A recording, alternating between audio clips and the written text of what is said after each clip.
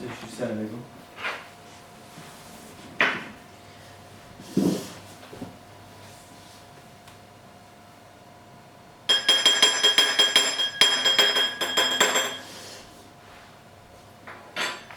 Bon. Il va bientôt être 19h et je voudrais porter le premier toast. Surtout c'est mon devoir de fils aîné, n'est-ce pas? Mais tout d'abord, je voudrais faire un petit discours. J'en ai écrit deux. Il y en a un qui est vert et l'autre qui est jaune. Alors tu peux choisir celui que tu veux. L'un est vert, l'autre jaune. Vert? Ouais. C'est un choix intéressant, tu verras. C'est une espèce de discours de vérité. Et j'ai choisi de l'intituler Quand Père prenait son bain. Vous savez, quand nous sommes venus habiter ici, j'étais très jeune. Ça a été un changement radical pour nous. Tout était différent, nous avions un immense espace et nous faisions un tas de bêtises dans cet espace. Je me souviens qu'à l'époque, il y avait un restaurant ici, dans cette salle où nous mangeons. Et je me souviens de toutes les fois où ma sœur Linda, qui est morte aujourd'hui, nous avons joué dans cette salle. Je me souviens de toutes les fois où elle avait mis des choses dans les plats sans que les clients s'en doutent.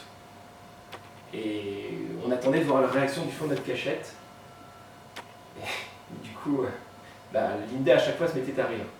Alors il faut savoir qu'elle avait le rire le plus chaleureux et le plus contagieux qu'on puisse imaginer. Et en moins de 2 secondes, on se mettait à rire aux éclats tous les deux. Et évidemment, on se faisait prendre. Alors, c'était le risque, mais bon, il ne nous arrivait rien, heureusement. Il s'avérait que c'était beaucoup plus compliqué lorsque papa prenait son bain. Je ne sais pas si vous vous souvenez, mais papa voulait toujours prendre des bains. Alors, pour ça, il nous emmenait, Linda et moi, tout d'abord dans son bureau. Et étrangement, il avait toujours quelque chose d'urgent à régler. Donc, sans attendre, il verrouille la porte, descendait les persiennes, et il allumait une petite lumière pour faire joli. Ensuite,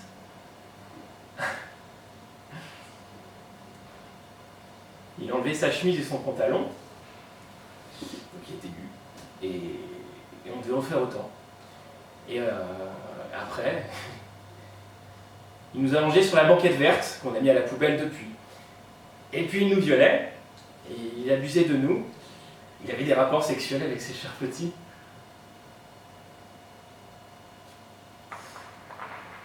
Il y a quelques mois, à la mort de ma sœur, j'ai réalisé qu'Adieu était quelqu'un de très propre avec tous ses bains qu'il prenait.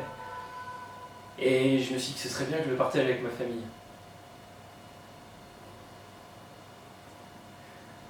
Ça s'est passé en hiver, en automne, en été, au printemps, le matin, le soir. Et je me suis dit, il faut qu'il sache ça. Qu'Helge est quelqu'un de propre. Et que nous sommes tous ici pour ses 60 ans. Quel vénard. Il y en a qui ont la chance de vivre une aussi longue vie. De voir grandir leurs enfants. Et même leurs petits-enfants avec le petit Michael. Mais j'ai assez parlé. On ne va pas entendre parler toute la soirée quand même. Nous sommes là pour les 60 ans d'Helge.